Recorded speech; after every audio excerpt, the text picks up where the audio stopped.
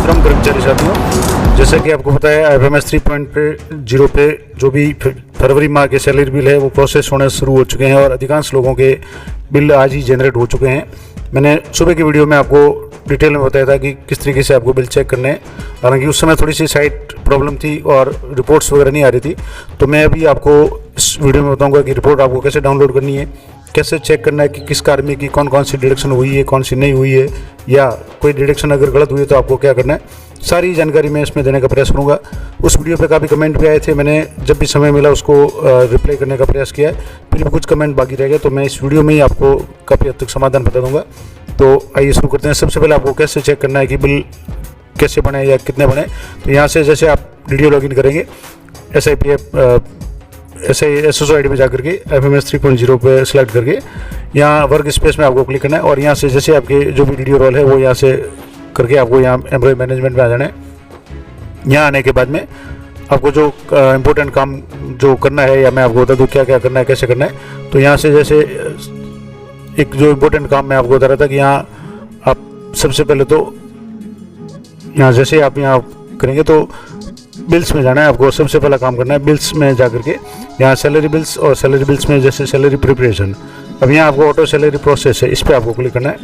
Auto salary process पे आप जैसे क्लिक करेंगे तो आपके सामने इस तरीके का पेज आएगा जहाँ आपको कोई भी बिल वगैरह शो नहीं होगा। तो यहाँ आपको सबसे ऊपर जो है फाइनेंशियल ईयर ये सिलेक्ट करना है, आपको जो भी बिल्स चेक करना है उसके लिए, और यहाँ से मंथ सेलेक्ट करना है। जैसे फरवरी मंथ सेलेक्ट किया और उसके बाद में यहाँ से ग्रुप सेलेक्ट करना है। जिस भी ग्रुप का आप बिल देखना चाहें तो वो यहाँ से ग्रुप सेलेक्ट करना है। मैं जैसे एक ग्रुप का अगर बिल देखना चाहूँ तो यहाँ से जैसे मैंने ये ग्रुप सेलेक्ट किया और यहाँ सर्च ऑप्शन पे जाएंगे तो इस तरीके से आपके सामने यहाँ बिल शो हो जाएगा, जिसमें बिल नंबर हो जाएंगे, रेफरेंस नंबर आएंगे, बजट रेट यहाँ शो हो जाएगा, ग्रॉस अमाउंट, नेट अमाउंट वगैरह सारा शो होगा, और यहाँ स्टेटस में आ रहा है bill pending approval for submission, यहाँ से इस तरीके से जो आएगा। अब यहाँ आपको यहाँ से जैसे क्लिक करेंगे तो आप रिपोर्ट यहाँ से भी चेक कर सकते हैं।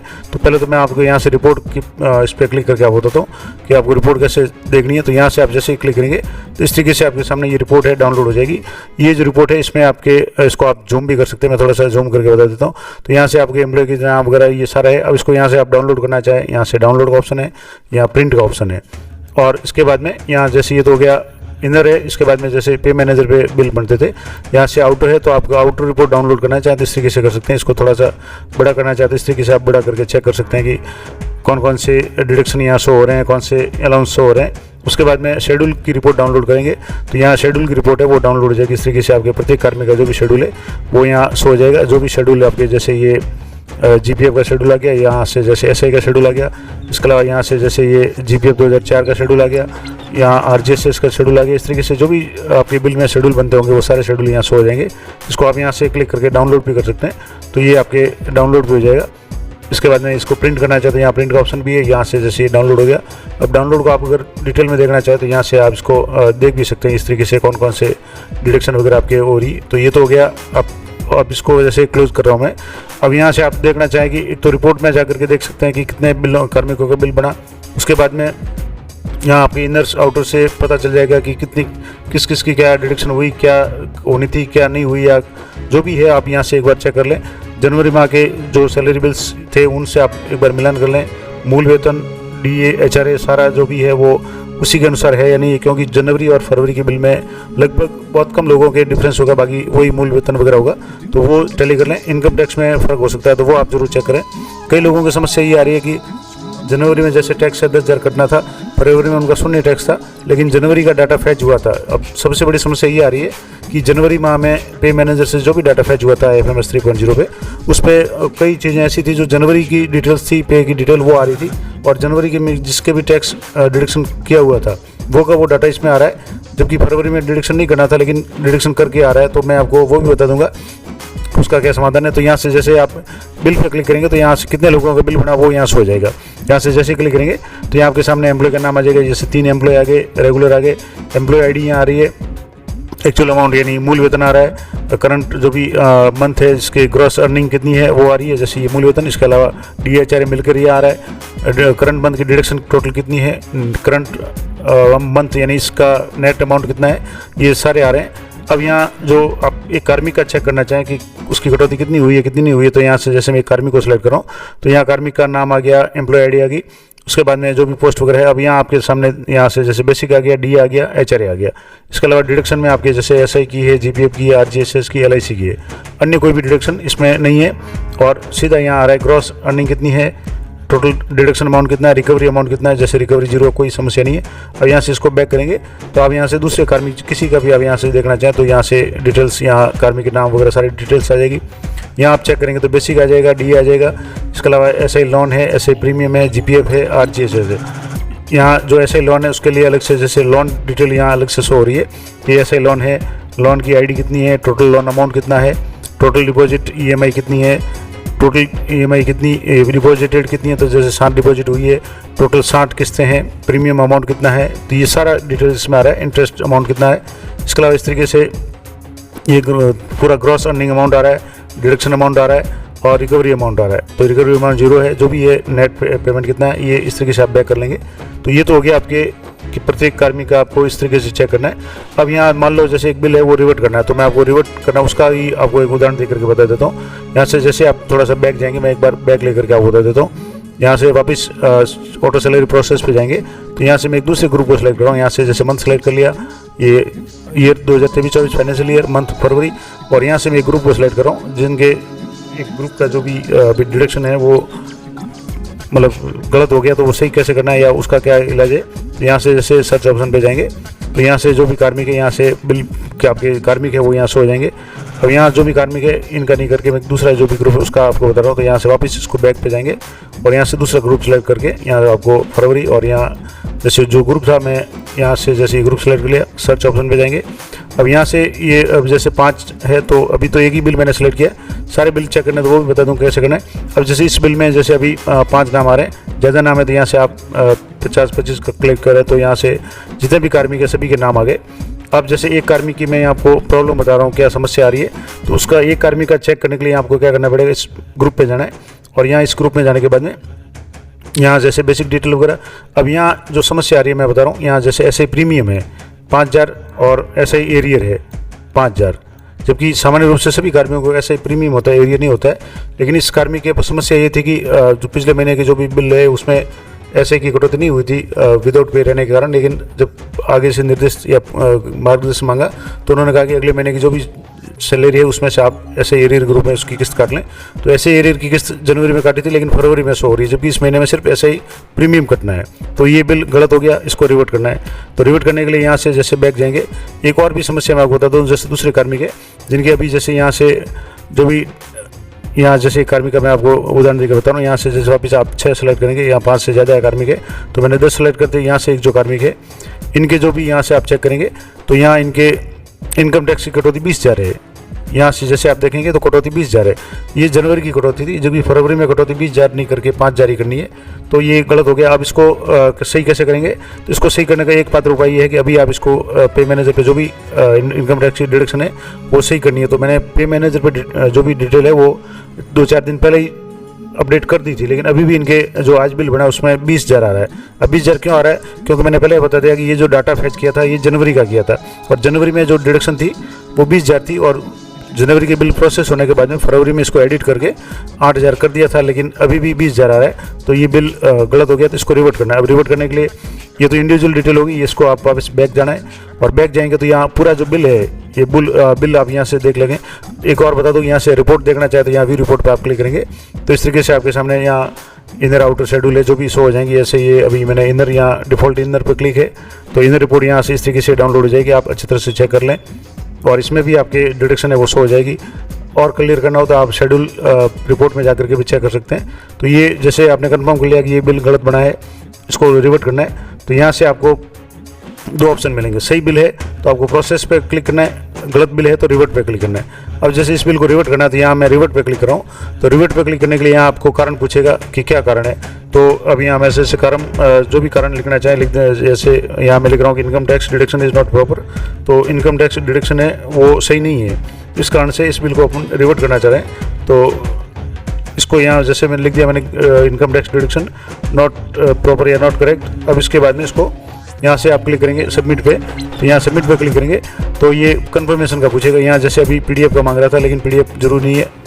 Are you sure want to submit the request और येस पे क्लिक करेंगे तो यहाँ जो भी लोडिंग होगा और यहाँ सक्सेसफुल आ गया कि bill request has been successfully submitted, okay पे आप क्लिक करेंगे तो ये बिल है और ये बिल यहाँ से रिवर्ट हो गया। अब मैं इसको वापस अगर आप चेक करना चाहें तो जैसे यहाँ ऑटो सैलरी बिल में जो भी यहाँ जैसे था फाइनेंशियल ईयर हो गया, ये मंथ हो गया, और मैंने अभी जिस ग्रुप का बिल सिलेक्ट किया इस ग्रुप का बिल का सिलेक्ट किया था, जैसे ये 1970102 ये जो बजट हेड पीओ क्षेत्र का था उसका था, और यहाँ से जैसे सर्च पे क्लिक किया तो यहाँ अभी बिल शो नहीं हो रहा है। ये बिल किस में शो हो रहा है, ये रिवर्ट केस सैलरी स्टेटस में। अभी जो बिल शो रहा है यहाँ शो हो रहा था वो यहाँ शो नहीं होकर के यहाँ शो हो रहा है रिवर्ट केस सैलरी स्टेटस में डिटेल्स में, यानी ये बिल रिवर्ट किया है और पेंडिंग एट ड्यू है।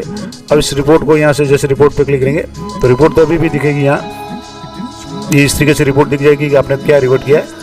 और यहाँ से जैसे इस बिल पे क्लिक करेंगे तो इसका स्टेटस है, अभी यहाँ से जो भी स्टेटस है वो आप चेक कर सकते हैं, लेकिन अभी यहाँ जो फॉरवर्ड या रिवर्ट का ऑप्शन था वो नहीं आ रहा क्योंकि ये ऑलरेडी रिवर्ट किया हुआ है। तो इस तरीके से ये हो गया रिवर्ट का। अब जैसे आप टोटल बिल कितने बने या कैसे चेक करेंगे तो यहाँ आपको बिल स्टेटस में जाना है, और यहाँ बिल स्टेटस पे जैसे आप चेक करेंगे यहाँ से जैसे मैंने आपको दोबारा बताया, यहाँ से बिल स्टेटस क्लिक करते ही आपके सामने इस तरीके से बिल अभी जैसे यहाँ 5 शो हो रहे हैं, ये डिफ़ॉल्ट 5 है। यहाँ से मैं जैसे 10 20 कर दूँ 25 कर दूँ तो जितने भी बिल है ये सारे बिल यहाँ शो हो रहे हैं। अब जैसे एक जो मैं आपको अभी बता रहा हूँ कि मैंने जो बिल रिवर्ट किया था उसका क्या होगा, तो जैसे ये रेफरेंस नंबर है, बिल नंबर 1 2 3 4 5 6 हो गए। अब यहाँ जैसे जो बिल मैंने रिवर्ट किया वो आपको बता दूँ, यहाँ जैसे pending bill approval for submission यहाँ आ रहा है, सबके आ रहा है, लेकिन यहाँ जो नीचे आ रहा है यहाँ देखेंगे आप तो पेंडिंग एट DDO, ये पेंडिंग एट DDO क्यों आ रहा है, क्योंकि इसको रिवर्ट किया। अब रिवर्ट क्यों किया है, तो ये जो बिल था मैंने आपको बताया कि PO जो क्षेत्र का था 1970102, ये जो बिल है इसमें इनकम टैक्स की डिडक्शन है वो गलत थी तो इसको मैंने रिवर्ट कर दिया। तो इस तरीके से आपको रिवर्ट बिल करना है। उसके बाद में आपको जो भी डिडक्शन वगैरह है वो सही करनी कैसे करनी है वो अगली वीडियो में बात करेंगे। तो ये अभी आप जैसे मान लो इसमें इस बार बहुत अच्छी सुविधा दे दी है, मैंने आपके सुबह की वीडियो में भी आपको कहा था कि जैसे पहले जो था कि बिल है वो पे मैनेजर पे ऑटो प्रोसेस होते थे, ऑटो फॉरवर्ड होते थे, ट्रेजरी फॉरवर्ड, DDO फॉरवर्ड, सारा प्रोसेस ऑटो था, उसमें कई बार पता ही नहीं चलता था कि बिल कब बनाना कब फॉरवर्ड हुआ। अब यहाँ आपके सामने जो भी बिल फॉरवर्ड करना है वो DDO के लॉगिन से होगा और OTP से होगा। अगर आप चाहें तो मैं एक बार हाथों हाथ इसको एक वो भी बता देता हूँ कि किस तरीके से ये फॉरवर्ड होगा। यहाँ से जैसे यहाँ देखेंगे तो सैलरी बिल में यहाँ से जैसे ऑटो सैलरी प्रोसेस है। अब एक बिल में आपको फॉरवर्ड का भी ऑप्शन करके बता देता हूँ ताकि आपके सारा मामला है वो क्लियर हो जाएगा। यहाँ से मैंने जैसे ग्रुप सेलेक्ट कर लिया, जैसे इस ग्रुप का बिल है मैंने रिवर्ट किया हुआ है तो वो शो नहीं होगा। ये दूसरा ग्रुप मैं सेलेक्ट करके यहाँ बता रहा हूँ। यहाँ से जैसे मैंने ग्रुप सेलेक्ट कर लिया, अब यहाँ से जैसे यहाँ क्लिक करेंगे तो यहाँ से बिल शो हो जाएगा जितने भी कार्मिक है। यहाँ जैसे इस ग्रुप में 3 कार्मिक है तो 3 कार्मिक का यहाँ शो हो रहा है। अब यहाँ से मान लो इसको प्रोसेस करना चाहें, अगर आप ये बिल चेक कर लें, इसकी सारी डिटेल्स रिपोर्ट डाउनलोड कर लें, एम्प्लॉय ID से भी डिटेल्स चेक कर लें और आपको लगे कि बिल एकदम सही है, ओके है, कहीं कोई प्रॉब्लम नहीं है, तो यहाँ से आपको प्रोसेस पे जाना है। और प्रोसेस में जाएगा तो यहाँ आपके सामने 3-4 जो रीजन पूछेगा, यानी आपको जैसे ये रीजन है इस पर सेलेक्ट करना है कि amount claim in this bill has not been drawn earlier, यानी इस बिल में जो भी अमाउंट क्लेम किया हुआ है वो उसका पहले भुगतान नहीं उठाया हुआ है। जैसे काफ़ी समय पहले जब बिल ट्रेजरी पे मैनुअली जाते थे या जमा कराने पड़ते थे उस समय कई बार DDO को हाथ से लिखना पड़ता था, उसके बाद में प्रिंट आता था कि इस बिल का अमाउंट पूर्व में भुगतान नहीं किया गया, तो वो यहाँ आपके सामने एक तरह से डिस्क्लेमर है, यानी घोषणा है DDO के द्वारा।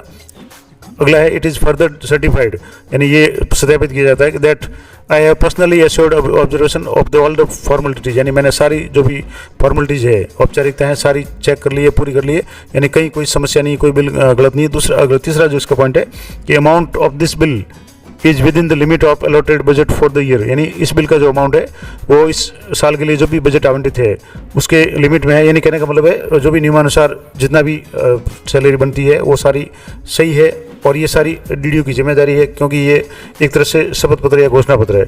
और ये OTP will be send to mobile number, ये मोबाइल नंबर इस पर OTP जाएगा वेरिफिकेशन के बाद में। OTP जाने के बाद आपका बिल है वो कंफर्मेशन में जाएगा या प्रोसेस होगा, तब आगे जो भी होगा प्रोसेस वो ECS वगैरह जो भी होना होगा वो होगा। तो इसके लिए जैसे आप यहाँ यस पे क्लिक करेंगे, यस पे क्लिक करेंगे तो आपके सामने यहाँ DDO के मोबाइल पे OTP जाएगा, यहाँ OTP verification send to this, जो भी इस OTP जो भी डीडीओ है ये उनका मोबाइल नंबर है, इस पे ओटीपी जाएगा। यहाँ आपको ओटीपी एंटर करना है और 50 सेकंड का आपके पास समय है। 50 सेकंड में अगर नहीं आता तो आप इसको रीसेंड ओटीपी पे भी क्लिक करके ओटीपी एंटर कर सकते हैं। तो ये ओटीपी एंटर करने के बाद में यहाँ से प्रोसेस हो जाएगा। अभी मैं इसको प्रोसेस नहीं कर रहा हूँ क्योंकि मैंने अभी डिटेल्स पूरी चेक नहीं की है।